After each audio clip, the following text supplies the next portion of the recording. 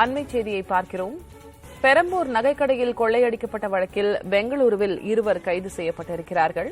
கூடுதல் விவரங்களை வழங்குவதற்காக செய்தியாளர் ஆனந்தன் இணைகிறார். ஆனந்தன், இது பெரும் பரபரப்பை ஏற்படுத்தியது இந்த பெரம்பூர் நகைக்கடை கொள்ளை. இப்போ இந்த கைது செய்யப்பட்டிருக்கிற 2 பேர் யாரு? அவர்களிடம் என்ன மாதிரியான முறையில் விசாரணைகள் மேற்கொள்ளப்பட்டு வருகிறது? திலகவதி கடந்த மாதம் சென்னை பெரம்பூர் JL கோல்டு நகைக்கடையில் செக்டரை உடைத்து 9 கிலோ தங்க நகை மற்றும் 20 லட்சம் ரூபாய் மேற்படான வைர கற்களை மர்மமான கொள்ளையர்கள் கொள்ளையடித்து சென்றனர். குறிப்பாக சட்டரை உடைத்து எடுத்து சென்ற அந்த சம்பவம் தொடர்பாக தொடர்ந்து சென்னை போலீசார் தீவிரமாக விசாரணையை மேற்கொண்டு வந்தனர். 8 தனிப்படை அமைக்கப்பட்டு தொடர்ந்து விசாரணையை தீவிரப்படுத்தப்பட்டது. கிட்டத்தட்ட 1 மாதமாக தொடர்ந்து இந்த விசாரணையானது மேற்கொள்ளப்பட்டு வந்தது. தற்போது இருக்கக்கூடிய அந்த சூழ்நிலையில ஒவ்வொரு CCTV காட்சிகளை கைப்பற்றி தொடர்ந்து விசாரணைக்கு உட்படுத்தியதிலே இதை 2 நபர்களை முதல் கட்டமாக தொடர்ந்து இப்போது தற்போது கர்நாடக மாநிலத்தில் கைது செய்யப்பட்டிருப்பதாக நமக்கு தகவல் கிடைத்தது. முகமது ரசூல் மற்றும் மற்றொருவரையும் கைது செய்யப்பட்டிருப்பதாக தகவல் வந்திருக்கிறது. குறிப்பாக கர்நாடகா அதே போல ஆந்திரா உள்ளிட்ட 2 இடங்களையும் தனிப்படையானது தொடர்ந்து விசாரணைக்கு உட்படுத்தப்பட்டது. இந்த சூழ்நிலையில் தான் தற்போது இருவரை கைது செய்ததற்காக காவல்துறை சார்பாக தகவல் வெளிவந்திருக்கிறது. இந்த சம்பவம் எப்படி நடைபெற்றது, இங்கிருந்து எப்படி அவர்கள் கொள்ளையடித்து சென்றார்கள், அவரிடம் என்ன மாதிரியான பொருட்களை தற்போது காவல்துறையினர் பதிவு செய்திருக்கிறார்கள், இதற்கு முன்பாக பலரிடம் விசாரணையானது மேற்கொள்ளப்பட்டது. குறிப்பாக அந்த வெல்டிங் மிஷினை எப்படி பயன்படுத்தினார்கள், இங்கு எதுவும் வாடகைக்கு விடப்பட்டதா, என்ன மாதிரியான அந்த கட் செய்து உள்ளே எடுத்து சென்றார்கள், மேலும் CCTV புட்டேஜ்கள் குறிப்பாக சென்னை பெரம்பூர் நகைக்கடையில் இருந்து சித்தூர் மாநிலம் அதே போல கர்நாடகா எல்லைக்கு உட்பட்ட பகுதியில் இருக்கக்கூடிய CCTV காட்சிகள் எல்லாம், அதே போல சுங்கச்சாவடி இருக்கக்கூடிய அந்த பகுதியில் இருக்கக்கூடிய CCTV காட்சிகள் எல்லாம் அனைத்தையும் ஆய்வுக்கு உட்படுத்தப்பட்டு குற்றவாளி அடையாளம் காணக்கூடிய பணிகளை தீவிரமாக ஈடுபட்டிருந்தாங்க. இந்த நிலையில் தான் இருவரை தற்போது கைது செய்யப்பட்டிருப்பதாக காவல்துறை வட்டாரங்கள் தகவல் தெரிவிக்கிறது. மேலும் அவர்களிடம் என்ன மாதிரியான பொருட்களை பறிமுதல் செய்திருக்கிறார்கள், இதில் கூடுதலாக இதில் யார் சம்பந்தப்பட்டிருக்கிறார்கள், அவர்கள் எங்கு இருக்கிறார்கள், இந்த நகைக்கடையில் கொள்ளையடிக்கப்பட்ட நகைகள் எங்கு இருக்கிறது என்பது தொடர்பாக அடுத்த கட்ட விசாரணையில் தெரிய வரும். முதல் கட்டமாக தனிப்படை போலீசார் கர்நாடக மாநிலம் சென்று 2 குற்றவாளிகளை தனிப்படை போலீசார் பிடித்திருப்பதாகவும் தகவல் வந்திருக்கிறது. திலகவதி, தற்போதைய விவரங்களுக்கு நன்றி ஆனந்தன். வணக்கம். செய்திகளை விரிவாக பார்ப்பதற்கு முன்பாக தலைப்புச் செய்திகளை முதலில் பார்க்கலாம். தமிழகத்தில் வசிக்கும் பீகார் தொழிலாளர்கள் நிலை குறித்து பேசுவதற்காக அம்மாநிலத்திலிருந்து அதிகாரிகள் குழுவினர் சென்னை வருகை. திருப்பூரில் வடமாநில தொழிலாளர்கள் பாதுகாப்புக்காக மாவட்ட காவல் கண்காணிப்பாளர் அலுவலகத்தில் தனிப்பிரிவு தொடக்கம்.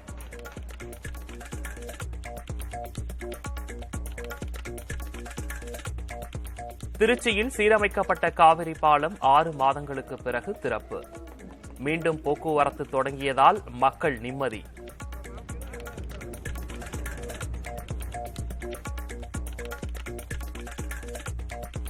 சென்னை பெரம்பூர் நகைக்கடையில் 9 கிலோ நகைகள் கொள்ளையடிக்கப்பட்ட வழக்கில் பெங்களூருவில் இருவர் கைது. தனிப்படை காவல்துறையினர் நடவடிக்கை.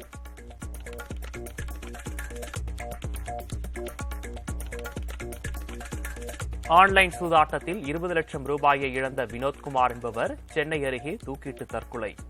செயலி மூலம் கடன் வழங்கிய நிறுவனங்கள் மிரட்டியதாகவும் தகவல்.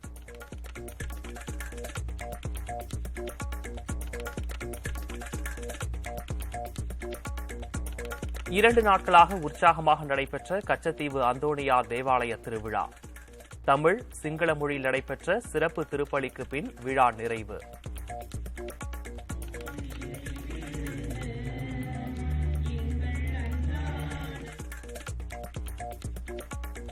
மதுரை அருகே செம்மணிப்பட்டியில் உள்ள கண்மாயில் பாரம்பரிய மீன்பிடி திருவிழா. மீன்பிடி திருவிழாவால் மழை பெய்து விவசாயம் செழிக்கும் என நம்பிக்கை.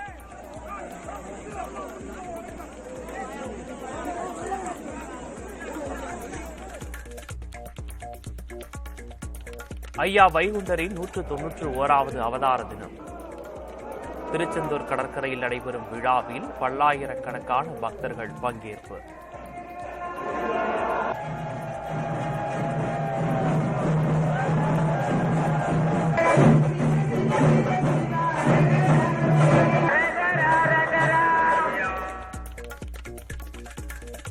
சென்னையில் வாகன சோதனையின் போது போக்குவரத்து காவலர் மீது தாக்குதல். ஓட்டுநர் உரிமத்தை காட்ட மறுத்து தாக்கியதாக வழக்கறிஞர் கைது.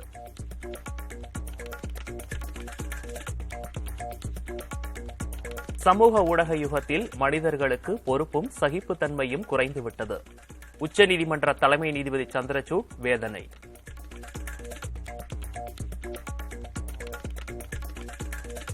திருப்பதி ஏழுமலையான் கோயிலில் தெப்ப உற்சவ விழா தொடக்கம். மின் விளக்குகளால் அலங்கரிக்கப்பட்ட தெப்பத்தில் சீதாதேவியுடன் எழுந்தருளிய ராமர்.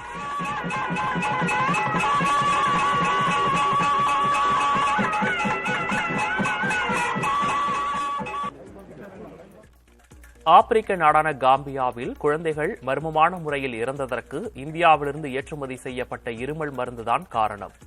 விசாரணைக்கு பின் அமெரிக்க மருந்து கட்டுப்பாட்டு நிறுவனம் தகவல்.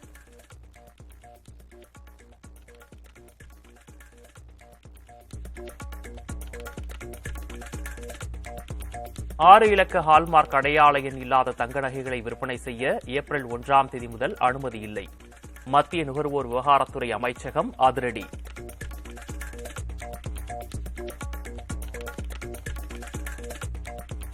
கிரீஸ் நாட்டில் நாடாளுமன்ற கட்டடம் அருகே போராட்டத்தில் ஈடுபட்டவர்களுக்கும் காவல்துறையினருக்கும் இடையே பயங்கர மோதல். ரயில்வே நிர்வாகம் மோசமான நடைபெறுவதாக குற்றச்சாட்டி போராட்டம் நடத்தியவர்கள் மீது தடியடி, கண்ணீர் புகை குண்டு வீச்சு.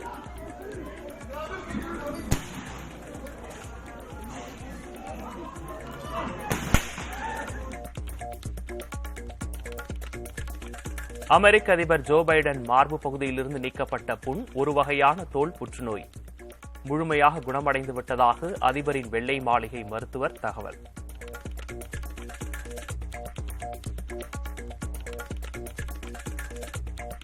மும்பையில் மகளிர் ஐபிஎல் போட்டிகள் இன்று கோலாகலமாக தொடக்கம். முதன்முறையாக நடக்கும் மகளிர் ஐபிஎல் என்பதால் அதிகரிக்கும் எதிர்பார்ப்பு.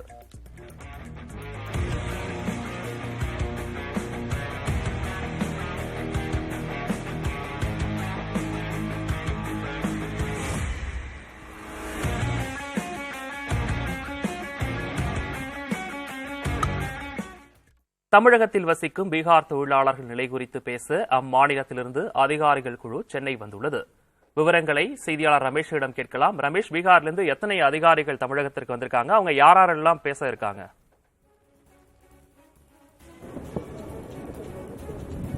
பீகார் மாநிலத்தைச் சேர்ந்த ஊரக வளர்ச்சித்துறை செயலாளர் பாலமுருகன், ஐஜி, அதே போல பார்த்தீர்கள் என்று சொன்னால் அந்த மாநிலத்துடைய தொழிலாளர் நலத்துறை செயலாளர் உள்ளிட்டோர் 4 பேர் கொண்ட ஐஏஎஸ் மற்றும் ஐபிஎஸ் குழு சென்னை வந்திருக்கிறார்கள்.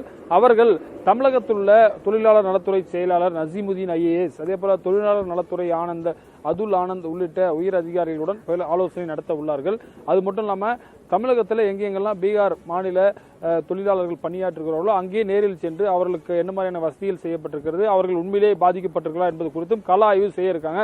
ஏற்கனவே நேற்றைக்கு பீகார் மாநில சட்டமன்றத்திலே இது குறித்து அந்த மாநில எதிர்க்கட்சிகள்லாம் பெரிய பிரச்சனையை எழுப்பி இருக்கிறார்கள். சில பேர் சமூக தளங்களில் தவறான வீடியோக்களை பதிவிடுறாங்க. இந்த நிலையில தமிழகத்தில் இருக்கக்கூடிய திருப்பூர் மற்றும் கோவை மாவட்ட ஆட்சியர்கள், அதே போல காவல் கண்காணிப்பாளர்கள், மேற்கு மண்டல ஐஜி சுதாகர் ஐபிஎஸ் உள்ளிட்டோரெல்லாம் சமூக தளங்கள் வாயிலாக கோரிக்கை விடுத்தாங்க. தமிழகத்தில் எந்த வெளிமாநில தொழிலாளரும் பாதிக்கப்படவில்லை, அவர்கள் எந்த மீது தாக்குதல் நடைபெறவில்லை. தசரா பண்டிகைக்காக குறிப்பாக இந்த ஹோலி பண்டிகைக்காக தான் அவர்கள் ரயில் மூலியமாக அவர்கள் சொந்த ஊர்களுக்கு சென்று கொண்டிருக்கிறார்கள் எனவும் விளக்கம் கொடுத்திருந்தார்கள். இந்த நிலையில் தான் இந்த ஆலோசனை கூட்டம் என்பது நடைபெற இருக்கிறது. இது தமிழக அரசுடைய ஏற்கனவே நேற்றைக்கு தொழிலாளர் நலத்துறை அமைச்சர் கணேசன் ஒரு அறிக்கையை விடுத்திருந்தார். வந்தவரை வாழ வைக்கக்கூடிய தமிழகத்தில் யாருக்கும் எந்த பிரச்சனையும் ஏற்படாது, சமூக தளங்கள் மீது தவறான வீடியோக்கள் பரப்புவோர் மீது கடும் நடவடிக்கை எடுக்கப்படும் என்று சொல்லியிருந்த நிலையில் இந்த ஆலோசனை கூட்டம் என்பது நடைபெற இருக்கின்றது. விக்னேஷ், ரமேஷ், இந்த விவகாரத்தை பொறுத்த வரைக்கும் பீகார் சட்டமன்றம் வரைக்கும் எதிரொலிச்சிருக்கு. இவங்க அதிகாரிகளும் தற்போது இங்க வந்திருக்காங்க, கள ஆய்வு செய்வதா சொல்லியிருக்கீங்க. எந்தெந்த பகுதிகளுக்கெல்லாம் செல்ல இருக்காங்க?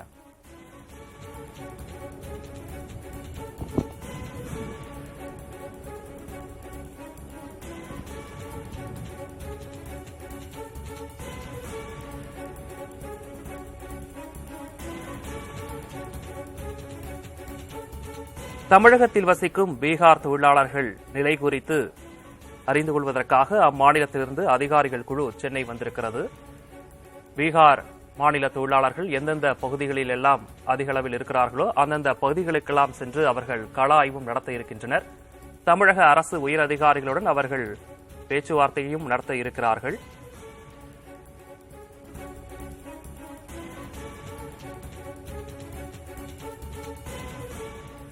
தமிழகத்தில் தங்கள் மீது தாக்குதல் நடத்தப்படுவதாக சமூக வலைதளங்களில் பரவும் வதந்திகளை இங்கு பணியாற்றும் வடமாநில தொழிலாளர்கள் திட்டவட்டமாக மறுத்துள்ளனர். வீடியோக்கள் மூலம் வதந்திகள் பரவி வருகின்றன. இந்த வீடியோக்கள் போலியானவை என தமிழக காவல்துறை திட்டவட்டமாக மறுத்துள்ளது. தமிழகத்தின் பல்வேறு மாவட்டங்களில் வெளி மாநில தொழிலாளர்கள் ஏராளமானோர் பணிபுரிந்து வருகின்றனர். குறிப்பாக திருப்பூர், கோவை உள்ளிட்ட மாவட்டங்களில் இருக்கும் பின்னலாடை நிறுவனங்களில் அதிகமான தொழிலாளர்கள் பணியாற்றி வருகின்றனர். சஞ்சீவ் குமார் என்ற பீகார் தொழிலாளர் இரவில் ரயில் தண்டவாளத்தை கடக்க முயன்ற போது ரயிலில் அடிபட்டு உயிரிழந்தார். ஆனால் அவர் கொலை செய்யப்பட்டதாக பரவிய வதந்தியால் திருப்பூர் ரயில்வே காவல் நிலையம் முன்பாக வட மாநில தொழிலாளர்கள் அதிக அளவில் குவிந்தனர். இதனால் அந்த பகுதியில் சலசலப்பு ஏற்பட்டது. இந்நிலையில் வட மாநில தொழிலாளர்கள் தாக்கப்படுவதாக வெளியாகும் தகவல்கள் உண்மை அல்ல என்றும், திருப்பூர் மாவட்டத்தில் அப்படி எந்த நிகழ்வும் நடக்கவில்லை என்றும் மாவட்ட காவல்துறை தரப்பில் தெரிவிக்கப்பட்டுள்ளது. நார்த் இந்தியாவிலிருந்து வரும் தொழிலாளர்கள் இங்கே வெயில் செய்யும் போது அவங்களுக்கு இங்க நிறைய பிரச்சனைகள் இருக்கு. அவங்களுக்கு டார்கெட் பண்றாங்க. இங்க நேட்டிவ் பாப்புலேஷன் அவங்களுக்கு பஸ் ஸ்டாண்ட்ல அவங்க இருக்காங்களோ அல்லது ரயில்வே ஸ்டேஷன்ல இருக்காங்களோ அவங்களுக்கு அடிக்கிறாங்க. அதெல்லாம் தவறான செய்தி, வதந்திகள். இதெல்லாம் சமூக விலங்குகளில் இப்போ ஓடிட்டு இருக்கு. அது எல்லாத்தையும் போய் அதுல எதுவுமே உண்மையாக கிடையாது. இதேபோல் கோவை மாவட்டத்தில் அனைத்து மாநிலத்தினரும் பாதுகாப்புடன் வேலை செய்ய அனைத்து நடவடிக்கைகளும் மேற்கொள்ளப்பட்டு வருவதாக தெரிவித்துள்ள கோவை மாவட்ட ஆட்சியர் கிராந்திகுமார் சமூக வலைதளங்களில் பரவும் வதந்திகளை நம்ப வேண்டாம் என கேட்டுக் கொண்டார். புலம்பெயர் தொழிலாளர்கள் தாக்கப்படுவதாக தவறான தகவல்கள் பரப்புவோர் மீது கடும் நடவடிக்கை எடுக்கப்படும் என சேலம் மாவட்ட காவல் கண்காணிப்பாளர் சிவக்குமார் எச்சரிக்கை விடுத்துள்ளார்.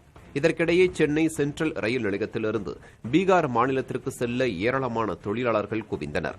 ஹோலி பண்டிகையை கொண்டாட தங்கள் சொந்த ஊருக்கு செல்வதாக அவர்கள் தெரிவித்துள்ளனர். நம்மளுக்கு ஏதோ பிரச்சனை வரல, நம்ம சேஃப்டியா தான் இருக்கு, யாருமே ஒன்றும் சொல்லல. நான்லாம் 2 மாசம் முன்னாடியே புக் பண்ணியிருக்கேன் டிக்கெட். அதுக்கு தான் ஊருக்கு போறேன். நான் பயமாக்க ஊருக்கு போகல. நான் உண்மையா சொல்றேன், நான் ஹோலிக்கு தான் ஊருக்கு போறேன், வேற ஒன்றும் இல்லை. எனக்கு சேஃப்டியா இருக்கேன். எனக்கு ஒண்ணுமே ஆகல. 5 வருஷத்துல தான் நான் தமிழ்நாட்டில் இருக்கேன். இந்த ஊருக்கு போற ஊர்ல ஹோலி இருக்கு, கல்யாணம் இருக்கு, அதான் போயிட்டு 10 நாள் ஊருக்கு போயிட்டு வரேன். வேற எதுவும் பிரச்சனையா ஒன்றும் இல்லை? नहीं सर, ஒண்ணுமே பிரச்சனை இல்லை.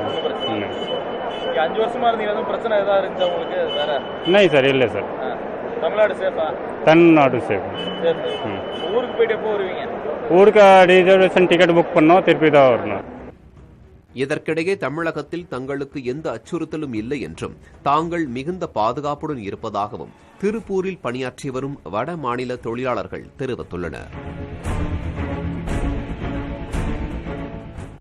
வடமாநில தொழிலாளர்கள் தாக்கப்படுவதாக தகவல்கள் பரவிய நிலையில் திருப்பூர் மாநகர காவல் ஆணையர் பிரவீன்குமார் அபினவு ரயில் நிலையத்தில் ஆய்வு மேற்கொண்டார்.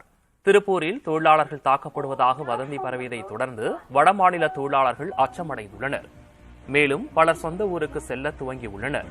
இந்நிலையில் பீகார் மாநிலத்தைச் சேர்ந்த சஞ்சீவ்குமார் என்பவர் ரயில் தண்டவாளத்தை கடக்கும்போது தவறி விழுந்து ரயிலில் அடிபட்டு உயிரிழந்தார். இந்த சம்பவம் குறித்து சந்தேகமடைந்த வடமாநில தொழிலாளர்கள் திருப்பூர் இருப்பு பாதை காவல் நிலையத்தை முற்றுகையிட்டு போராட்டத்தில் ஈடுபட்டனர்.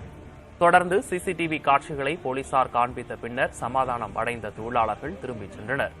மேலும் வடமாநில தொழிலாளர்கள் அதிக அளவில் பயன்படுத்தும் ரயில் நிலையத்தில் பாதுகாப்பை பலப்படுத்த திருப்பூர் மாநகர காவல் ஆணையர் பிரவீன்குமார் அபினவு உத்தரவிட்டுள்ளார். இதனைத் தொடர்ந்து பாதுகாப்பு ஏற்பாடுகளை ஆணையர் பிரவீன்குமார் அபினவு ஆய்வு செய்தார்.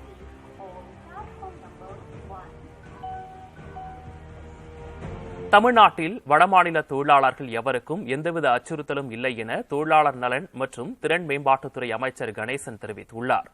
தமிழ்நாட்டின் சில இடங்களில் வடமாநில தொழிலாளர்கள் தாக்கப்பட்டு வருவதாகவும் இதனால் அவர்கள் வெளியேறி வருவதாகவும் சமூக வலைதளங்களில் தகவல் பரவி வருகிறது. இது தொடர்பாக அறிக்கை வெளியிட்டுள்ள தொழிலாளர் நலன் மற்றும் திறன் மேம்பாட்டுத்துறை அமைச்சர் கணேசன், தமிழ்நாட்டில் வடமாநில தொழிலாளர்கள் எவருக்கும் எந்தவித அச்சுறுத்தலும் இல்லை என குறிப்பிட்டுள்ளார். மேம்பால கட்டுமானம், மெட்ரோ ரயில் பணிகள் உள்ளிட்ட பல்வேறு முக்கிய பணிகளில் வடமாநில தொழிலாளர்கள் முக்கிய பங்காற்றி வருவதாக தெரிவித்துள்ள அவர், விருந்தோம்பாலுக்கு பெயர் பெற்ற தமிழ்நாட்டில் மற்ற மாநில தொழிலாளர்கள் அமைதியான சூழ்நிலையில் வாழ்ந்து வருவதாக அமைச்சர் கணேசன் தனது அறிக்கையில் குறிப்பிட்டுள்ளார்.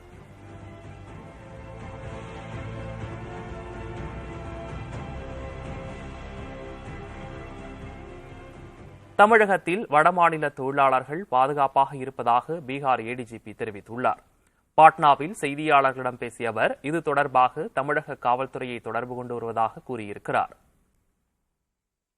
बिहार के रहने वाले लोगों के ऊपर में घटना है, जबकि उनके द्वारा बताया गया ऐसी कोई भी घटना नहीं हुई है। तमिलनाडु पुलिस लगातार कार्रवाई कर रही है और सुरक्षा दे रही है। सभी लोग सुरक्षित हैं, कहीं कोई दिक्कत नहीं है। 6 மாத சீரமைப்பு பணிகளுக்கு பிறகு திருச்சி காவிரி பாலம் பொதுமக்களின் பயன்பாட்டிற்காக திறக்கப்பட்டிருக்கிறது. திருச்சி ஸ்ரீரங்கத்தை இணைக்கும் வகையில் காவிரி ஆற்றின் குறுக்கே கடந்த 1976ஆம் ஆண்டு கட்டப்பட்ட பாலம் பழுதடைந்ததால் அதனை 6,84,00,000 ரூபாய் மதிப்பில் சீரமைக்க அமைச்சர் நேரு உத்தரவிட்டார். கடந்த ஆண்டு செப்டம்பர் மாதம் முதல் பாலத்தில் போக்குவரத்துக்கு தடை விதிக்கப்பட்டு சீரமைப்பு பணிகள் நடைபெற்று வந்தன. அனைத்து பணிகளும் நிறைவடைந்த நிலையில் இன்று முதல் காவிரி பாலத்தை பொதுமக்களின் பயன்பாட்டுக்கு அமைச்சர் நேரு தொடங்கி வைத்தார். இதையடுத்து செய்தியாளர்களிடம் பேசிய அமைச்சர் நேரு, காவிரி பாலத்திற்கு அருகில் புதிய பாலம் கட்ட 120 கோடி ரூபாய் நிதி ஒதுக்கப்பட்டுள்ளதாகவும் திருச்சியில் மெட்ரோ ரயில் போக்குவரத்துக்கான ஆய்வுப் பணிகள் தொடங்கப்பட உள்ளதாகவும் தெரிவித்தார்.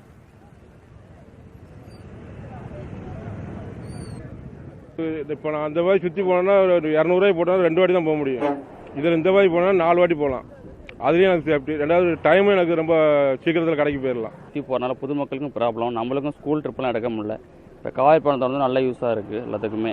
சார் நம்மளுக்கும் எக்ஸ்ட்ரா சார்ஜ் பண்ணுறது நம்மளுக்கு கஷ்டமாக தான் இருந்துச்சு. அவங்க கொடுத்தாலுமே அந்த டைமிங்கில் கொண்டு போய் உடம்புல இல்லை, அவங்கள கொண்டு போய் ஏதாவது ஹாஸ்பிட்டல் எமர்ஜென்சி, அவங்களோட ஒர்க்காக இருக்கட்டும், வேறு என்ன பர்சனல் பிரச்சனையாக இருக்கட்டும், அமௌண்ட் கொடுத்தாலும் நம்ம வந்து அந்த ரயிலில் கொண்டு விட முடியல. இப்போ இதுவாக இருக்கும், அமௌண்ட் கம்மியாக இருந்தாலும் நம்மளுக்கு அவங்களுக்கு கொண்டு போய் அதே ரயிலில் கொண்டு போய் இறக்கி விட்டுலாம். அதனால் நல்ல பயன்பாடு இருக்குது. இப்போ திறந்து விட்டது ரொம்ப நன்றி. நாகப்பட்டினம் கடற்பகுதியில் கச்சா எண்ணெய் குழாய் உடைப்பை சரி செய்யும் பணிகள் இரவோடு இரவாக செய்து முடிக்கப்பட்டன. நாகை மாவட்டம் நரிமணம் கிராமத்தில் உள்ள சென்னை பெட்ரோலிய கழகத்தின் சுத்திகரிப்பு நிலையத்திலிருந்து சாமந்தான்பேட்டை வழியாக பட்டினச்சேரி மீனவ கிராமத்திற்கு எண்ணெய் குழாய் அமைக்கப்பட்டுள்ளது. இந்த குழாயில் உடைப்பு ஏற்பட்டு கச்சா எண்ணெய் கடலில் கலந்துள்ளது. கச்சா எண்ணெய் படலத்தால் மீன்கள் மற்றும் கடல்வாழ் உயிரினங்கள் உயிரிழப்பதாகவும் மீனவர்கள் கூறுகின்றனர். இதையடுத்து கச்சா எண்ணெய் பாதிப்பை சரி செய்ய வலியுறுத்தி மீனவ கிராமத்தினர் கடற்கரையில் திரண்டு போராட்டத்தில் ஈடுபட்டனர். பின் இந்திய கடலோர காவல் படையினரும் சிபிசிஎல் நிர்வாகத்தினரும் இணைந்து கடல் நீரிலிருந்து கச்சா எண்ணெயை பிரித்தெடுத்து குழாயை பழுது பார்க்கும் பணியில் ஈடுபட்டனர். இரவோடு இரவாக பழுது பார்க்கும் பணியில் முழுவீச்சில் ஈடுபட்டு குழாய் உடைப்பை ஊழியர்கள் சரி செய்தனர். இந்த பைப் லைன் ஒரு காலத்திலையும் எந்தவித சேதமும் ஏற்படாது, எந்தவித பாதிப்பு ஏற்படாது. கடல்வாழ் உயிரினத்துக்கும் மீனவர்களுடைய பாதிப்புக்கும் எந்த பாதிப்பு ஏற்படாங்கிற உத்தரவாதம் கொடுத்தாங்க. அந்த உத்தரவாதத்திற்கு முரண்பாடாக இப்ப பைப் லைன் உடைஞ்சி துருநாற்றம் வீசி கடல் நிலத்தடி உயிரினமும் நீரில் வாழக்கூடிய உயிரினமும் முதியவர்களும் பெண்களும் கர்ப்பிணி பெண்களும் நிறைய பாதிப்புக்கு இப்ப உண்டாயிட்டான். இந்த ஊரு ஃபுல்லா வெறும் இந்த பெட்ரோலிய பொருள் வாசம் நாத்தம் தாங்க முடியாம அவங்கவங்க மயக்கம் போட்டு விழுந்துட்டாங்க. எல்லாருமே அது வயசானவங்க குழந்தைங்க எல்லாம் ரொம்ப பாதிப்படைஞ்சிட்டாங்க. எங்க ஊரையே பாதிக்கும்ங்கிற பயம் எல்லாருக்கும் வந்துருச்சு. எங்க ஊரையே காலி ஆக்கிடும்னு நான் நினைக்கிறோம். அதனால உடனுக்குடன் இந்த பைப்பை இங்க இருந்து அப்புறப்படுத்தணும். கடல் பகுதியில் கச்சா எண்ணெய் கலந்துள்ளதால் தாங்கள் பிடிக்கும் மீன் விற்பனையாகாது என்றும், எனவே தங்களுக்கு இழப்பீடு வழங்க வேண்டும் என்றும் மீனவர்கள் கோரிக்கை வைத்துள்ளனர். விவரங்களை செய்தியாளர் விஷ்ணுவர்தனிடம் கேட்கலாம். விஷ்ணுவர்தன், மீனவர்கள் வேறு என்னென்ன கோரிக்கைகளை முன்வைக்கிறாங்க?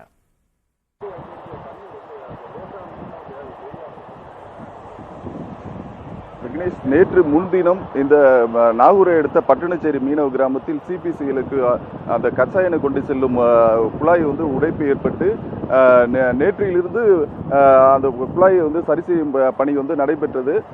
இதனைத் தொடர்ந்து நேற்று மதியம் கடல் சீற்றம் அதிகமாக இருந்த காரணத்தால் இரவிலும் பணி தொடர்ந்து அதிகாலை இவர்கள் பணியை முடித்துள்ளார்கள். இந்த நிலையில் இன்று காலையும் இந்த கச்சா எண்ணெய் அந்த அகற்றும் பணிக்காக ஒரு அந்த எண்ணெயை எடுத்து செல்வதற்கு ஒரு வாகனமும், மேலும் அந்த கச்சா எண்ணெய் சம்பந்தமாக உள்ள அது கடலில் பாதிப்பு ஏற்படாதவாறு ஓஎஸ்டி என சொல்லக்கூடிய அந்த ஒரு கெமிக்கலையும் அவங்க வந்து கடலோர பாதுகாப்பு சார்பாக வந்து கொடுக்கப்பட்டது வந்து இப்போ தெளிக்கி இருக்காங்க. மேலும் இப்பகுதியை சேர்ந்த இருக்காங்க, இவங்கள்ட்ட கேட்கலாம்.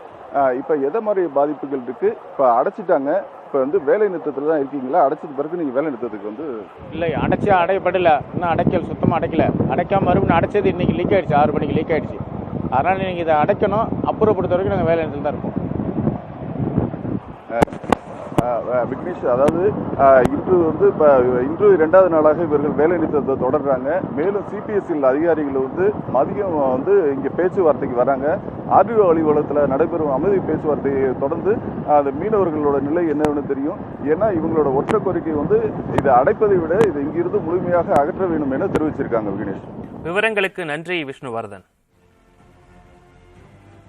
சென்னை அண்ணா பல்கலைக்கழகத்தில் போலி கௌரவ டாக்டர் பட்டம் வழங்கப்பட்டது சர்ச்சையாகியுள்ளது. இந்நிலையில் கௌரவ டாக்டர் பட்டம் என்ற நடைமுறை அவசியமா என மனோன்மணியம் சுந்தரனார் பல்கலைக்கழக முன்னாள் துணைவேந்தர் வசந்தி தேவியிடம் நமது செய்தியாளர் ராஜ்குமார் நடத்திய கலந்துரையாடலை பார்க்கலாம்.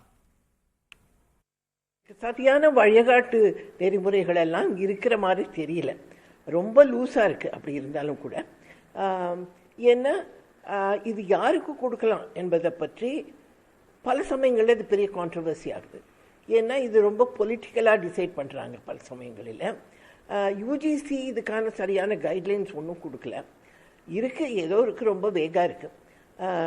இப்போ கூட அதை டைட்டன் பண்ணணும் அப்படின்னு சொல்லி ஒரு டிமாண்ட்லாம் வந்திருக்கு. அவர்களுடைய பெயரோ, அவர்களுடைய சாதனையோ, அவர்களுடைய சேவையோ எதுவாக வேண்டுமானாலும் இருக்கலாம்.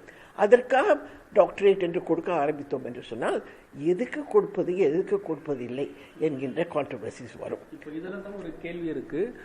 மாநில பல்கலைக்கழகத்தினுடைய பெயரிலோ அல்லது வெளிநாடுகளில் இருக்கக்கூடிய பல்கலைக்கழகத்தினுடைய பெயரிலோ கூட கௌரவ டாக்டர் பட்டம் கொடுக்குறோம் அப்படின்ற நடைமுறைகள் நிறைய பண்ணிக்கிட்டே இருக்கிறாங்க. இதை யாரு கண்காணிக்க முடியும்? இது போன்ற பிரச்சனைகள் வரும்போது யார் உடனடியாக தலையீடு செய்ய வேண்டிய அவசியம் இருக்கு? இது இதுக்கான சில ப்ராட் அண்டர்ஸ்டாண்டிங் வேணும்.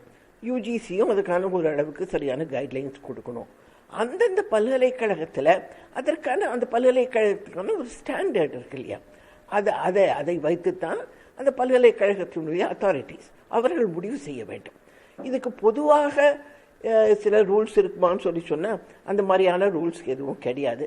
அப்படி ரூல்ஸை உருவாக்குவதும் கஷ்டம். ஆனால் இப்போ என்ன கேட்டீங்கன்னு சொன்னால் கௌரவ டாக்டர் பட்டம் என்பதே கொடுக்கக்கூடாது, தேவையே இல்லை. டாக்டர் பட்டம் என்பதே அது ஆய்வு செய்து ஒரு புதிய துறையிலே புதிய கண்டுபிடிப்புகளை செய்து புதிய அறிவை உருவாக்கி இது பல ஆண்டுகள் பாடுபட்டு அதுக்கு என்னென்னமோ வகைகளிலே எல்லாம் அதுக்கு பியர் ரிவ்யூ அது இதுன்னு பண்ணி டிசர்டேஷன் பப்ளிகேஷன்ஸ் இந்த மாதிரியெல்லாம் பண்ணி தான் டாக்டரேட் பட்டம் பெறுகிறார். அது மட்டும்தான் ஒரு யூனிவர்சிட்டியினுடைய பணியாக இருக்க வேண்டும். இந்த மாதிரியான பெரும் சாதனையாளர்களை எல்லாம் நாம் ரெக்கக்னைஸ் பண்ண வேண்டியது இல்லையா, கௌரவிக்க வேண்டியது இல்லைன்னா பண்ணணும், நிச்சயம் பண்ணட்டும். ஆனால் அது டாக்டரேட்டாக கொடுக்கணும்.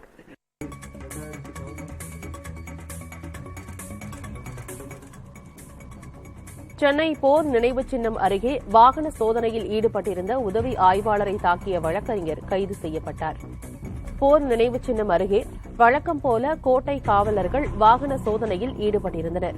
அப்போது இருசக்கர வாகனத்தில் தனது மனைவியுடன் வந்த வழக்கறிஞர் பிரசன்ன வெங்கடேசனிடம் வாகனத்தின் ஆவணங்களை காவல்துறையினர் கேட்டுள்ளனர். இதனால் ஆத்திரமடைந்த அவர் வழக்கறிஞர் என்று சொன்ன பிறகும் ஆவணங்களை கேட்கிறீர்களா என தகராறு செய்து உதவி ஆய்வாளர் பிரபாகரனை தாக்கியதாக கூறப்படுகிறது. இதையடுத்து பிரசன்ன வெங்கடேசனை காவல்துறையினர் கைது செய்தனர்.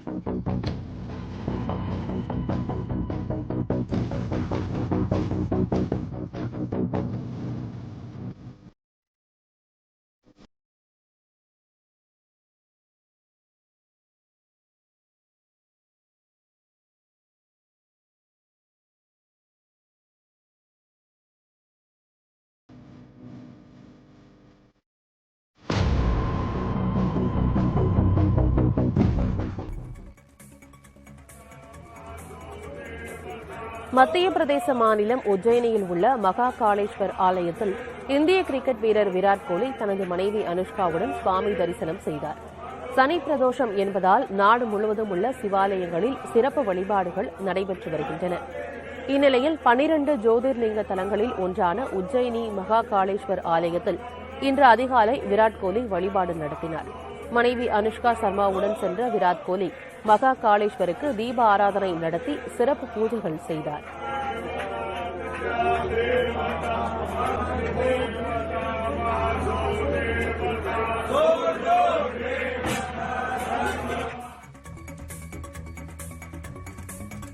இலங்கை கொழும்புவில் உள்ள காலிமுகத்திடல் கடற்கரை பகுதியில் முதல் முறையாக 2000க்கும் மேற்பட்ட கடல் ஆமை முட்டைகள் கண்டுபிடிக்கப்பட்டுள்ளன. கடல் ஆமைகள் முட்டையிடுவதற்காக கடற்கரை பகுதிக்கு வந்த வண்ணம் உள்ளதாக வனத்துறை அதிகாரிகள் தெரிவித்தனர்.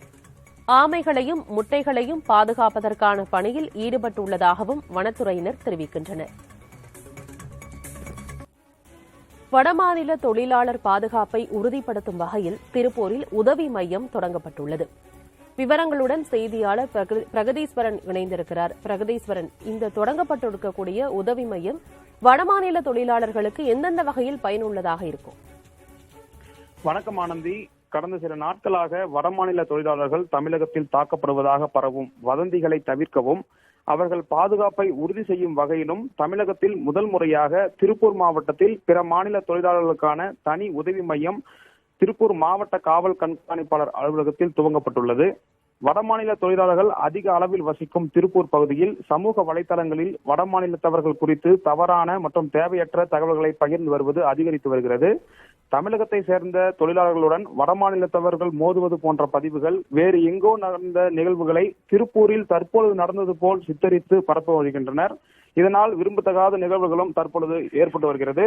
இது குறித்து மாவட்ட ஆட்சியர் வினீத், மாவட்ட காவல் கண்காணிப்பாளர் சசாந்த் சாய், மாநகர போலீஸ் துணை கமிஷனர் அபிஷேக் குப்தா பங்கேற்ற ஆலோசனைக் கூட்டத்தில் மாவட்ட வருவாய் அலுவலர் தலைமையில் புலம்பெயர் தொழிலாளர்கள் குறைக்களைவு குழு அமைக்கப்பட்டது. இக்குழுவில் தங்கள் பிரச்சனைகள் குறித்து பிற மாநில தொழிலாளர்கள் புகார் தெரிவித்து தீர்வு காணலாம் என தெரிவிக்கப்பட்டுள்ளது. இது தவிர மாவட்ட ஆட்சியர் அலுவலகத்தில் செயல்பட்டு வரும் பேரிடர் மேலாண்மை பிரிவில் 1077 என்ற இலவச எண்ணிலும் தொடர்பு கொள்ளலாம் என தெரிவிக்கப்பட்டுள்ளது. திருப்பூர் மாநகர காவல் அலுவலகத்தில் 0421220313 நீங்கள் குறிப்பிட்டது போல வடமாநில தொழிலாளர்கள் தங்களுடைய குறைகளையும் புகார்களையும் தெரிவிப்பதற்காக தொலைபேசி எண்களும் அறிவிக்கப்பட்டிருக்கிறது. இணைப்பிலே இருங்கள் பிரகதீஸ்வரன். முன்னதாக திருப்பூர் மாவட்ட காவல் கண்காணிப்பாளர் சஷாங்க் சாய் செய்தியாளர்களை சந்தித்திருந்தார். அதனை பார்க்கலாம். திருப்பூர் மாவட்டத்தில் சில 2-3 நாட்களா இந்த சோஷியல் மீடியா சேனல்ஸ்ல வதந்திகள், இந்த வடமாநில தொழிலாளிகள் மேல தாக்குதல் நடக்கிற மாதிரி செய்தி எல்லாமே பரவிட்டு வருது. இந்த செய்தி காவல்துறை பரிசீலனை பண்ணும் போதும் எந்த ஒரு வீடியோவோ எந்த ஒரு இன்சிடென்ட்டோ தமிழ்நாடுல ரிப்போர்ட் ஆனது கிடையாது. இது எல்லாமே வெவ்வேறு மாநிலத்திலையும் வெவ்வேறு மாவட்டங்கள்லையும் ரிப்போர்ட் ஆயிருக்கு தவிர தமிழ்நாடுல இதுவரை இந்த மாதிரி இன்சிடென்ட் ரிப்போர்ட் ஆனது கிடையாது. இந்த இன்சிடென்ட்டை வடமாநில தொழிலாளியை தாக்குதல் பண்ண மாதிரி பதிவு பண்ணி எல்லா சோஷியல் மீடியா சேனல்ஸ்ல வதந்தியா பரவிட்டு வருது. இதுக்காக தமிழ்நாடு காவல்துறை ஏற்கனவே நேற்றுக்கு தமிழ்நாடு சோஷியல் மீடியா சேனல் வழியா ஒரு செய்தி வெளியிட்டிருக்காங்க. இதுல ஒரு வீடியோ பரிசீலனை பண்ணி எந்த இடத்துல நடந்திருக்கு, என்ன சம்பவம்னு சொல்லிட்டு ஏற்கனவே எல்லாத்துக்கும் தெரியப்படுத்தியிருக்காங்க. அந்த டீட்டெயில்ஸ் தமிழ்நாடு சோஷியல் மீடியா வெப்சைட்ல, போலீஸோட சோஷியல் மீடியா சேனல்ல இருக்கு. இது போக இந்த திருப்பூர் மாவட்டம் பொறுத்தவரை எல்லா தொழிலாளிகளும் சேஃபா இருக்கிறதுக்கு ஒரு ஸ்பெஷல் செல் நியமிச்சிருக்கோம். இந்த ஸ்பெஷல் செல்லு டிஸ்ட்ரிக்ட் எஸ்பி ஆஃபீஸ்ல 24 மணி நேரம் ஃபங்க்ஷன் ஆகிட்டு வருது. இந்த ஸ்பெஷல் செல்லோட ஃபோன் நம்பர் 9498101320. இதுவரை இந்த ஸ்பெஷல் செல்லில் கிட்டத்தட்ட 200 கால் எங்களுக்கு வந்திருக்கு. இந்த 200 கால் சில சேலம், கோயம்புத்தூர், ஈரோடு அனைத்து மாவட்டத்திலேருந்து நமக்கு கால் வருது. ஸோ அதுக்கு சரி வர மாதிரி அந்த எஸ்பி ஆஃபீஸோ ஐஎஸ் ஆஃபீஸ்க்கோ தகவல் சொல்லி தக்க நடவடிக்கை எடுக்க சொல்லிட்டு நாங்கள் தெளிவுபடுத்துகிறோம். திருப்பூர் பொறுத்தவரை இந்த வதந்தி பொறுத்து நிறைய பேர் கால் பண்ணியிருக்காங்க. இது கிளாரிஃபை பண்ணி அவங்களுக்காக ஒரு தனியாக மெசேஜ் ஒரு வீடியோ ரெடி பண்ணிட்டு எல்லாமே வாட்ஸ்அப்பில் நாங்கள் स्प्रेड பண்ணிட்டோம். तिरुपुर तमिलनाडु के समस्त औद्योगिक श्रमिकों को सूचित किया जाता है कि जिला प्रशासन तिरुपुर के सभी औद्योगिक श्रमिकों के हितों की रक्षा के लिए सक्रिय कदम उठाए हैं। आपकी सुरक्षा हमारे लिए सर्वोपरि है। सभी औद्योगिक श्रमिकों को भय को दूर करने के लिए पुलिस अधीक्षक कार्यालय में एक स्पेशल सेल शुरू किया गया है। इस स्पेशल सेल का फोन नंबर 9498101320 है। आपकी जो भी शिकायतें हैं इस स्पेशल सेल के द्वारा दूर की जाएंगी। तिरुपुर और तमिलनाडु सभी औद्योगिक श्रमिकों के लिए एक बहुत ही सुरक्षित जगह है। सोशल मीडिया चैनल्स में ये जो वीडियो फैल रहे हैं ये सारे अफवाह हैं। एक भी इंसिडेंट तमिलनाडु में हुआ नहीं है। ये हम आपसे क्लियरली बोलना चाहते हैं कि ये जो इंसिडेंट हुए हैं ये किसी भी नॉर्थ इंडियन माइग्रेंट वर्कर के खिलाफ हुए नहीं है। ये बस आपके हित में जनहित में हम जारी करना चाहते हैं और ये भी कहना चाहते हैं तमिलनाडु और तिरुपुर बहुत ही सेफ जगह है सबके लिए। धन्यवाद।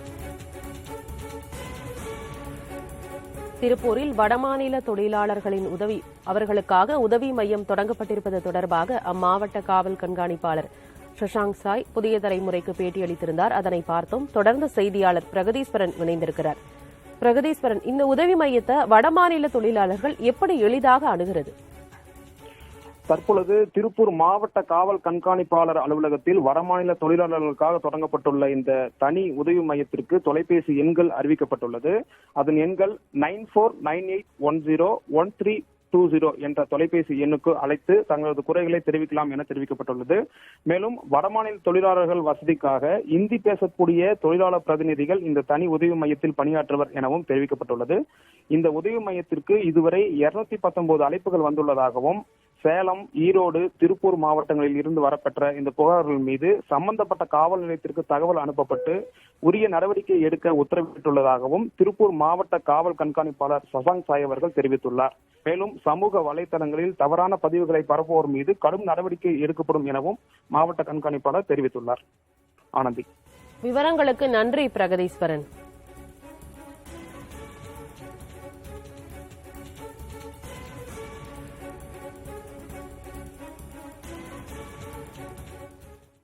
செய்திகளை தொடர்ந்து பார்க்கலாம். இடைவேளைக்கு பிறகு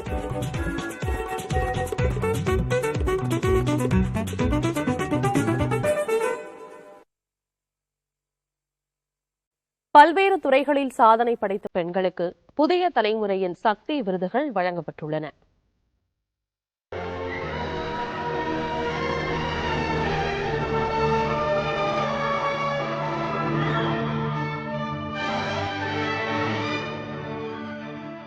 ஒன்பதாம் ஆண்டாக புதிய தலைமுறையின் சக்தி விருதுகள் வழங்கும் விழா சென்னை நந்தம்பாக்கத்தில் உள்ள வர்த்தக மையத்தில் நடைபெற்றது. தலைமைக்கான சக்தி விருது நேச்சுரல் சலூன் நிறுவன துணைத் தலைவர் வீணா குமாரவேலுக்கு வழங்கப்பட்டது. டிபிஎஸ் வங்கியின் மூத்த தலைவர் தேவி சந்திரமேனன், முன்னாள் நாடாளுமன்ற உறுப்பினர் ஜெயதுரை ஆகியோர் வீணா குமாரவேலுக்கு விருது வழங்கி கௌரவித்தனர். கருணைக்கான சக்தி விருது ட்ரீ பவுண்டேஷன் அமைப்பின் நிறுவனர் சுப்ரஜா தாரணிக்கு வழங்கப்பட்டது. கவிஞர் குட்டி ரேவதி, வனத்துறை அதிகாரி சுதாராமன் ஆகியோர் சுப்ரஜா தாரணிக்கு விருது வழங்கி கௌரவித்தனர். திறமைக்கான சக்தி விருது மாற்றுத்திறனாளி கூடைப்பந்து வீராங்கனை சுபஜாவுக்கு வழங்கப்பட்டது. அயலக தமிழர் நலன் மற்றும் மறுவாழ்வுத்துறை செயலாளர் ஜெசிந்தா IAS அவர்களும் கவிஞர் சுகிர்தராணி, SRM பப்ளிக் ஸ்கூல் இயக்குநர் மணிமங்கை ஆகியோர் விருதை வழங்கி கௌரவித்தனர். ஓமந்தூரார் பல்நோக்கு மருத்துவமனை டீன் ஜெயந்திக்கு துணிவுக்கான சக்தி விருது வழங்கப்பட்டது. இவ்விருதை ராஜன் கண் மருத்துவமனை செயல் இயக்குநர் மருத்துவர் சுஜாதா மோகனும், ஸ்டான்லி மருத்துவமனையின் குழந்தைகள் நலப்பிரிவு முன்னாள் இயக்குநர் மருத்துவர் சந்திராவும், உணவுத்துறை செயலாளர் மருத்துவர் ராதாகிருஷ்ணனும் இணைந்து வழங்கினர். தமிழகத்தைச் சேர்ந்த இஸ்ரோ விஞ்ஞானி கல்பனா அரவிந்துக்கு புலமைக்கான சக்தி விருது வழங்கப்பட்டது. IFS அதிகாரி கோமதி, கிருத்திகா ராதாகிருஷ்ணன் ஆகியோர் விருதை வழங்கினர். வாழ்நாள் சாதனையாளர் விருது எழுத்தாளர் சிவசங்கரிக்கு வழங்கப்பட்டது. புதிய தலைமுறை குழும தலைவர் சத்யநாராயணன் மற்றும் கர்நாடக இசை பாடகி அருணா சாய்ராம் ஆகியோர் விருதை வழங்கி கௌரவித்தனர்.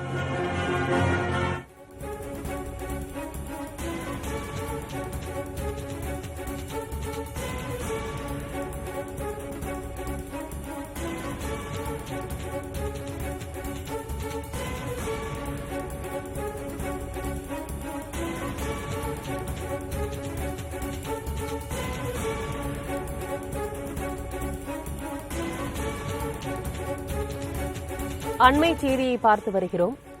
தொழிலாளர்கள் நிலை பற்றி ஆய்வு செய்ய தமிழகத்திற்கு 4 பேர் கொண்ட குழு அனுப்பி வைக்கப்பட்டிருப்பதாக பீகார் மாநில முதலமைச்சர் நிதிஷ்குமார் கூறியிருக்கிறார். விவரங்களுடன் செய்தியாளர் கணபதி இணைந்திருக்கிறார். கூடுதல் விவரம் என்ன கணபதி? பீகார் மாநிலத்தைச் சேர்ந்த தொழிலாளர்கள் தமிழ்நாட்டிலே தாக்கப்படுவது போல பல வீடியோக்கள் சோசியல் மீடியாவில் வைரலாகி இதனால் பீதி ஏற்பட்டது. இந்த வீடியோக்கள் தவறானவை என ஏற்கனவே விளக்கம் அளிக்கப்பட்டுள்ளது. இந்நிலையில் மக்களுடைய அச்சத்தை போக்குவதற்காக பீகார் மாநில தொழிலாளர்கள் நலன் குறித்து அறிய அந்த மாநிலத்தில் இருந்து 4 அதிகாரிகள் கொண்ட குழு ஒன்று தமிழகம் சென்று அங்கே கள நிலவரம் என்ன என்பதை கண்டறியும் என முடிவு செய்யப்பட்டிருக்கிறது. இதைத்தான் பீகார் முதல்வரான நிதிஷ்குமார் தெரிவித்திருக்கிறார். ஏற்கனவே பீகார் மாநிலத்திலே சட்டசபை வரை இந்த விஷயம் எடுத்து செல்லப்பட்டு பின்னர் அங்கே அமைச்சர் தேஜஸ்வி இது குறித்து விளக்கம் அளித்துள்ளார். பழைய காணொளிகளை பயன்படுத்தி சமூக வலைதளங்களிலே தவறான தகவல்கள் வதந்திகள் பரப்பப்படுகின்றன என அவர் தெரிவித்திருந்தார். இந்நிலையிலே தமிழக போலீசாரும் தவறான வதந்திகளை பரப்புபவர்கள் மீது நடவடிக்கை எடுக்கப்படும் என எச்சரிக்கை அளித்துள்ளனர். அத்துடன் பீகார் மற்றும் வெளி மாநில தொழிலாளர்களுக்கு தமிழ்நாட்டிலே எந்தவிதமான அச்சுறுத்தலும் இல்லை, அவர்களுக்கு போதிய பாதுகாப்பு அளிக்கப்படும் எனவும் தொடர்ந்து வலியுறுத்தி வருகின்றனர். இந்நிலையிலே அடுத்த வாரம் ஹோலி பண்டிகை நடைபெற இருக்கிறது. செவ்வாய்க்கிழமை நடைபெறவுள்ள இந்த பண்டிகைக்காக தமிழ்நாடு மற்றும் பல்வேறு தென் மாநிலங்களில் இருந்தும் வேறு மாநிலங்களில் இருந்தும் தங்களுடைய சொந்த ஊர்களுக்கு தொழிலாளர்கள் திரும்பிக் கொண்டிருக்கிறார்கள். இவர்கள் தாக்கப்பட்டார்கள், பீதி அச்சம் காரணமாகத்தான் சொந்த ஊர்களுக்கு திரும்புகிறார்கள் எனவும் ஒரு தவறான செய்தி பரப்பப்படுகிறது. இதையெல்லாம் தவிர்ப்பதற்காக சரியான நிலை என்ன என்று கண்டறிந்து அதை பீகார் மாநிலங்களைச் சேர்ந்த தொழிலாளர்களின் குடும்பங்களுக்கு தெரிவிப்பதற்காகத்தான் இந்த குழு அனுப்பி வைக்கப்பட்டிருக்கிறது.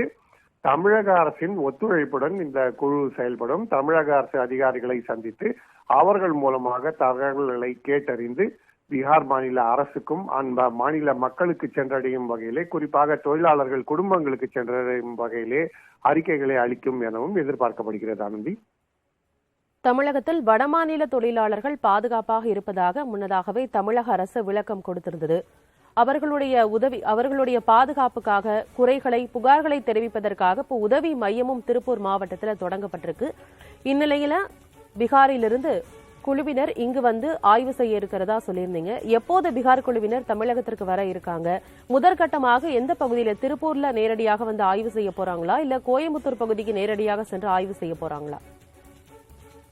தமிழக அரசு பிரதிநிதிகளின் ஒத்துழைப்புடன் தான் இந்த ஆய்வு நடைபெற உள்ளது. தமிழக அரசுக்கு ஏற்கனவே பீகார் குழு வர இருப்பது குறித்த தகவல் அளிக்கப்பட்டு அவர்களுடைய ஒத்துழைப்புடன் எங்கெல்லாம் சென்று ஆய்வு செய்ய வேண்டும் என்பதை ஆலோசித்து முடிவெடுக்கலாம் என தெரிவிக்கப்பட்டிருக்கிறது. குறிப்பாக நீங்கள் சொன்னபடி திருப்பூர் போன்ற இடங்களிலே பின்னலாடை தொழில் பரவலாக நடைபெற்று வருகிறது. அங்கே வட மாநில தொழிலாளர்கள் பணிபுரிகிறார்கள். அதே போலவே கோயம்புத்தூர், சென்னை போன்ற பல்வேறு இடங்களிலும் வட மாநிலங்களைச் சேர்ந்த தொழிலாளர்கள் அதிக எண்ணிக்கைகளிலே பணிபுரிகிறார்கள். ஆகவே இவர்களின் நலன் கண்டறிய எங்கெல்லாம் செல்ல வேண்டும், இவர்களுக்கென்று ஏதேனும் சங்கங்கள் இருக்கிறதா, அதன் மூலமாக அவர்களை அடையலாமா, அல்லது வாட்ஸ்அப் குழுக்கள் இருக்கிறதா, அதன் மூலமாக தகவல் அளித்து இவர்களுடைய நிலை என்ன என்பதை கேட்டறிய அவர்களையே நேரடியாக சந்தித்து விவரங்களை கேட்கலாமா என்று பல்வேறு விதமான யோசனைகள் இருக்கின்றன. ஆகவே தமிழக அரசு பிரதிநிதிகள், தமிழக போலீஸ், தமிழக அரசு அதிகாரிகள் ஆகியோருடைய ஒத்துழைப்புடன் அவர்களுடைய அறிவுரைப்படியே இந்த நடவடிக்கைகள் எடுக்கப்படும். தமிழ்நாட்டிலே எந்த விதமான அச்சமும் இல்லை. வட மாநில தொழிலாளர்கள், பீகார் மாநில தொழிலாளர்கள் உள்ளிட்டோர் பத்திரமாக இருக்கிறார்கள். அவர்களுக்கு எந்த விதமான பயமும் இல்லை என்று தெரிவிக்க மீண்டும் மீண்டும் தமிழக அரசு பல்வேறு நடவடிக்கைகளை எடுத்து வருகிறது. அதே போன்ற நடவடிக்கைகளை தற்போது பீகார் அரசும் எடுக்கும் என எதிர்பார்க்கலாம். இதைத் தொடர்ந்து பிற மாநிலங்களும் இதே போன்ற நடவடிக்கை எடுப்பதற்கான வாய்ப்பு இருக்கிறது. ஏனென்றால் பண்டிகைக்கு செல்லும் பீகார் மாநில தொழிலாளர்கள் மற்றும் பிற மாநில தொழிலாளர்கள் பின்னர் திரும்பி வர வேண்டும். ஆகவே அவர்கள் ரயில் மூலமாகவும் பல்வேறு பேருந்துகள் போன்ற போக்குவரத்துகள் மூலமாகவும் செல்வார்கள், திரும்பி வருவார்கள். இந்த சூழலிலே எந்த விதமான பாதுகாப்பு அச்சுறுத்தலும் இல்லாமல் இருக்க நடவடிக்கைகள் எடுக்கப்படுகின்றன. இந்த விவரங்கள் எல்லாம் பீகார் குழுவுக்கு தெரிவிக்கப்படும் என எதிர்பார்க்கப்படுகிறது. ஆனந்தி, கூடுதல் விவரங்களை வழங்கியமைக்கு நன்றி கணபதி. தொடர்ந்து செய்தியாளர் ஆனந்தன் இணைப்பில் இருக்கிறார். ஆனந்தன், திருப்பூர்ல வடமாநில தொழிலாளர்கள் தாக்கப்பட்டதாக வதந்தி பரவணிச்சு, அதன் பிறகு தமிழக காவல்துறை அது தொடர்பாக விளக்கம் கொடுத்திருந்தாங்க. இப்ப தொடர்ச்சியாக இந்த வதந்திகள் பரவுவதை தடுக்கும் வகையில என்ன நடவடிக்கை எடுத்திருக்கிறாங்க? ஆனந்தி, வட மாநில தொழிலாளர்கள், குறிப்பாக பீகார் சேர்ந்த தொழிலாளர்கள் தமிழகத்திலிருந்து பல்வேறு மாவட்டங்கள்ல பணிபுரிந்து வருகிறார்கள். சமீபத்தில் திருப்பூரில் ஒரு எதிர்பாராத இன்சிடென்ட் அங்கு விபத்து நடைபெற்றது. அதனைத் தொடர்ந்து அங்கு பாதுகாப்பு உறுதி செய்யப்படவில்லை சமூக வலைத்தளத்திலிருந்து இந்த தகவல் பரவியது. இந்த நிலையில அந்த மாவட்டத்தினுடைய காவல் கண்காணிப்பாளர் அதே போல தமிழக போலீசார் அதற்கான உரிய விளக்கத்தை கொடுத்திருக்கிறார்கள். இது போன்ற சம்பவம் தமிழகத்தில் நடைபெறவில்லை என்று. அதனைத் தொடர்ந்து அந்த சமூக வலைத்தளத்தில் தொடர்ந்து பரப்பப்பட்டால் கடும் நடவடிக்கை எடுக்கப்படும் என்று ஒரு எச்சரிக்கை கொடுக்கப்பட்டுள்ளது. இந்த நிலையில்தான் பீகாரிலிருந்து ஒரு குழுவானது, அதிகாரிகள் கொண்ட குழுவானது தமிழகத்தில் இருக்க அதிகாரிகள் சந்தித்து பேசக்கூடிய சூழல் இருக்கிறது. இந்த நிலையில் நேற்று இரவு காவல்துறையுடைய தலைமை இயக்குனர் டிஜிபி அவர்கள் அலுவலகத்திலிருந்து ஒரு அறிவிப்பு வெளியிட்டிருக்கிறது.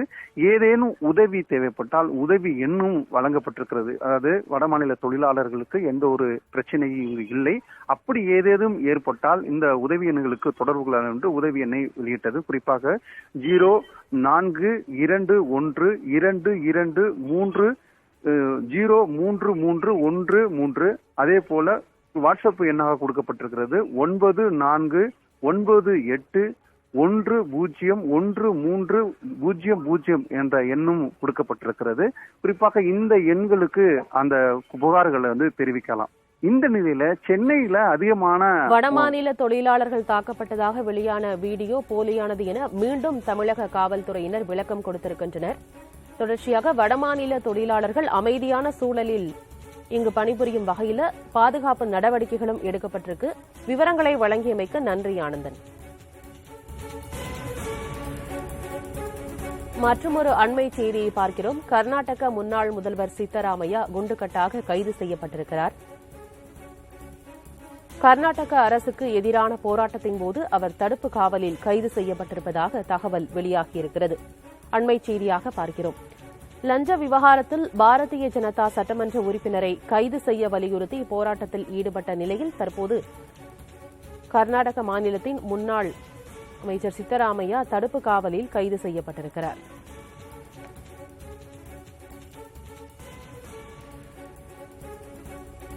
அண்மை செய்தியாக பார்த்து வருகிறோம். கர்நாடக முன்னாள் முதல்வர் சித்தராமையா குண்டுகட்டாக கைது செய்யப்பட்டிருக்கிறார். லஞ்ச விவகாரத்தில் பாரதிய ஜனதா சட்டமன்ற உறுப்பினரை கைது செய்ய வலியுறுத்தி போராட்டத்தில் ஈடுபட்ட போது அவர் தடுப்பு காவலில் காவல்துறையினரால் கைது செய்யப்பட்டிருக்கிறார்.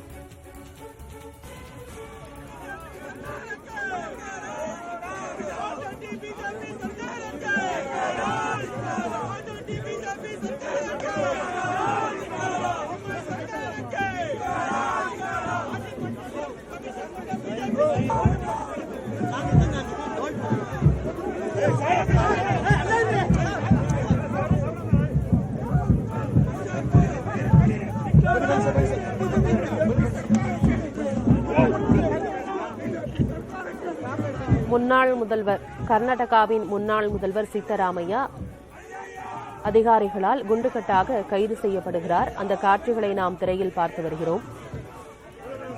லஞ்ச விவகாரத்தில் பாரதிய ஜனதா கட்சியின் சட்டமன்ற உறுப்பினரை கைது செய்ய வலியுறுத்தி போராட்டத்தில் ஈடுபட்ட போது காவல்துறையினரால் அவர் தடுப்பு காவலில் கைது செய்யப்படுகிறார். அந்த காட்சிகளை நாம் திரையில் பார்க்கிறோம். கர்நாடக அரசுக்கு எதிரான போராட்டத்தின் போது அம்மாநிலத்தின் முன்னாள் முதலமைச்சர் சித்தராமையா தடுப்பு காவலில் கைது செய்யப்படும் காட்சிகளை பார்த்து வருகிறோம். லஞ்ச விவகாரத்தில் பாரதிய ஜனதா கட்சியின் சட்டமன்ற உறுப்பினரை கைது செய்ய வலியுறுத்தி இந்த போராட்டம் நடைபெற்றது.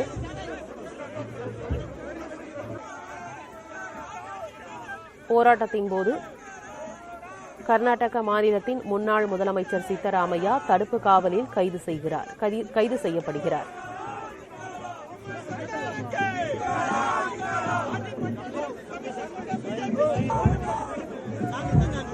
காங்கிரஸ் கட்சியினருடன் சாலையில் அமர்ந்து போராட்டம் நடத்திய நிலையில் சித்தராமையாவை காவல்துறையினர் தடுப்பு காவலில் கைது செய்து அழைத்து சென்றிருக்கின்றனர்.